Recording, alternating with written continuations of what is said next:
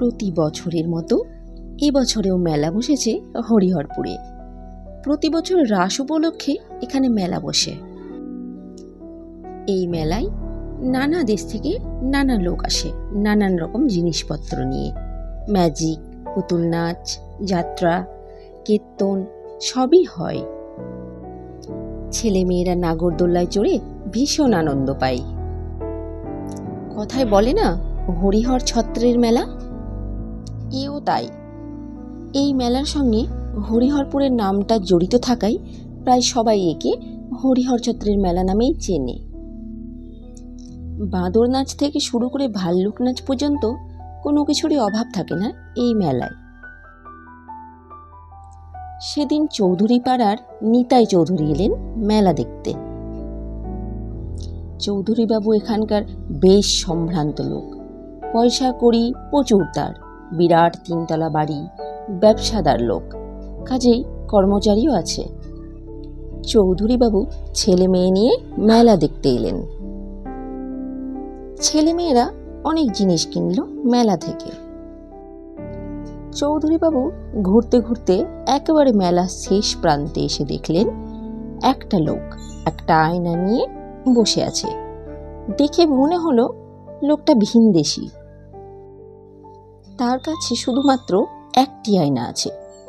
আয়নাটি অত্যন্ত সুন্দর, ফ্রেমটা রূপো দিয়ে বাঁধানো। আয়নাটা খুব উজ্জ্বল, যেন চকচক করে জ্বলছে, দেখলেই পছন্দ হয়ে যায়। চৌধুরী বাবু সেখানে গিয়ে দাঁড়াতেই সেই লোকটা ভাঙা ভাঙা গলায় বললেন, আয়নাটা কি নেবেন বাবু? চৌধুরী বাবু জিজ্ঞাসা করলেন, তোমার বাড়ি কোথায়?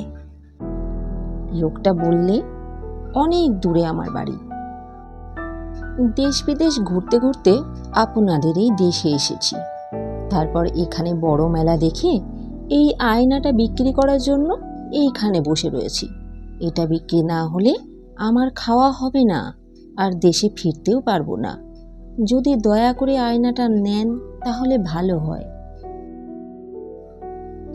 চৌধুরী বাবুর বড় মেয়ে মিমির তো আয়নাটা খুব পছন্দ।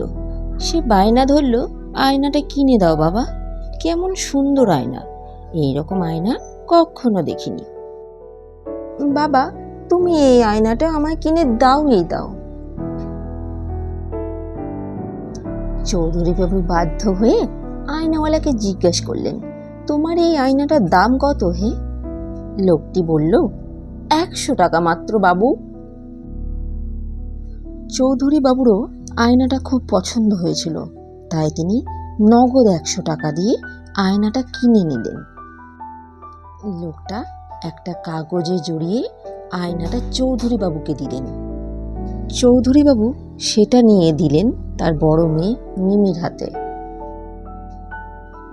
এইভাবে মেলায় ঘুরতে ঘুরতে সন্ধে হয়ে গেল। দোকানে দোকানে আলো জ্বলে উঠল।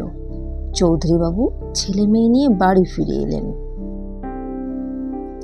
আয়নাটা দেখে বাড়ির সবাই খুব খুশি হলো। সেটা নিয়ে দেওয়ালের একদিকে টাঙিয়ে রাখা হলো। তারপর পরের দিন বিকেলবেলা মিমি আয়নায় মুখ দেখতে গিয়ে চেঁচিয়ে উঠল,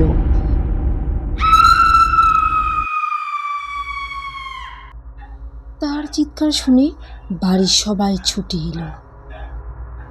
মিমি মুখে কিছু না বলে আয়নাটার দিকে দেখিয়ে বলল, ওই দেখো।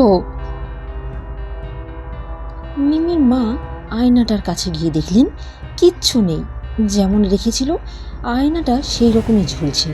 তিনি বললেন, কোথায় কি হয়েছে? আয়নাটায় আবার কি হলো? মিমি বলল, ভালো করে দেখো। তার গলার আওয়াজ শুনে বোঝা গেল সে খুব ভয় পেয়েছে। তার মা আবার তাকে জিজ্ঞাসা করলেন, কি হয়েছে রে? মিমি বলল, আমি আয়নাটায় মুখ দেখতে গিয়ে দেখি আয়নার ভেতর আরেকটি মুখ। কি সুন্দর সেই মেয়েটা, তার গায়ে গা ভর্তি গয়না।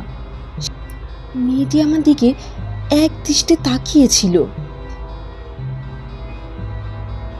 তার কথা শুনে সবাই হেসে উঠল। মিমির মা বললেন, পাগলি মেয়ে, কোথায় কি দেখেছিস তার ঠিক নেই। আয়নার ভেতর নাকি অন্য মেয়ের মুখ, সে আবার আসবে কি করে? তোর মাথা খারাপ হয়ে গেছে। মিমি বলল, মা আমি সত্যি বলছি, তোমার গা ছুঁয়ে বলছি মা, আমি আয়নার ভেতর অন্য মেয়েকে দেখেছি।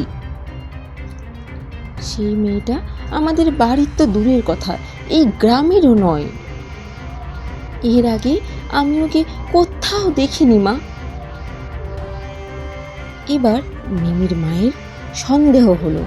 তিনি এগিয়ে গেলেন আয়নাটার কাছে, ভালো করে দেখতেই দেখলেন সত্যিই আয়নার ভেতর অন্য একটি মেয়ের মুখ। তিনি আশ্চর্য হয়ে গেলেন।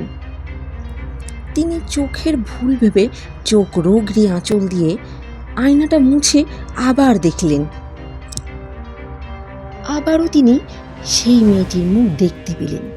বেশ সুন্দরী যুবতী মেয়ে, গায়ে এক গা গয়না তার। তিনি দেখলেন, কিন্তু পাছে সবাই ভয় পায়, সেই জন্য তিনি কাউকে কিচ্ছু বললেন না, শুধু বললেন, তোরা ভুল দেখেছিস। এই কথা বলে তিনি দেওয়ালে টাঙানো আয়নাটার ওপর একটা কাপড় চাপা দিলেন। রাত্রে চৌধুরীবাবু বাড়ি ফিরে এসে আয়নাটায় কাপড় চাপা দেখে মিমির মা অর্থাৎ তার স্ত্রীকে জিজ্ঞাসা করলেন, এ কি, আয়নাটায় কাপড় চাপা দিয়ে রেখেছ কেন? মিমির মা বললেন, তুমি হাত পা ধুয়ে খেয়ে নাও, তারপর সব বলছি। চৌধুরীবাবু হাত পা ধুয়ে খেতে বসলেন। খাওয়া শেষ হবার পর তার স্ত্রী তাকে সব কথা বললেন। তার কথা শুনে চৌধুরীবাবু বললেন, তুমি কি বলছো পাগলের মতো? আয়নার সামনে যে দাঁড়ায় তার প্রতিবিম্বই দেখা যায়, তাছাড়া আর কাউকে দেখায় না। চলো তো দেখি কি ব্যাপার। এই কথা বলে তিনি স্ত্রীকে সঙ্গে নিয়ে যেই ঘরে আয়না টাঙানো ছিল সেই ঘরে এলেন। তারপর তিনি নিজেই খুলে ফেললেন আয়নার ঢাকা কাপড়টা। কাপড়টা সরিয়ে দিতেই তিনি হতবাক হয়ে গেলেন। এ কি দেখছেন তিনি?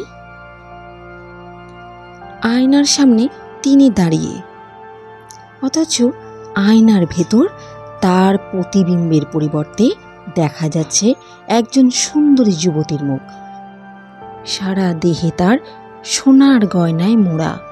তিনি অবাক হয়ে চেয়ে রইলেন আয়নাটির দিকে। দেখতে দেখতে সেই সুন্দরী মেয়েটি যেন কোথায় অদৃশ্য হয়ে গেল। তার পরিবর্তে দেখা গেল একটা বিভৎস কঙ্কাল। চৌধুরীবাবু এই দৃশ্য আর সহ্য করতে পারলেন না। হঠাৎ আবার কঙ্কালের প্রতিবিম্ব অদৃশ্য হয়ে দেখা গেল সেই সুন্দরী যুবতীর মুখ। তিনি বুঝে নিলেন নিশ্চয়ই এই আয়নাটার পেছনে কোনো গূঢ় রহস্য আছে, অনুসন্ধান করতেই হবে। তিনি স্ত্রীকে বিশেষ কিছু না বলে বললেন, আয়নাটাকে এখান থেকে সরিয়ে দিতে হবে। এই কথা বলে তিনি আয়নাটা দেওয়াল থেকে খুলে নিয়ে তার বৈঠকখানার ঘরে নিয়ে টাঙিয়ে রাখলেন।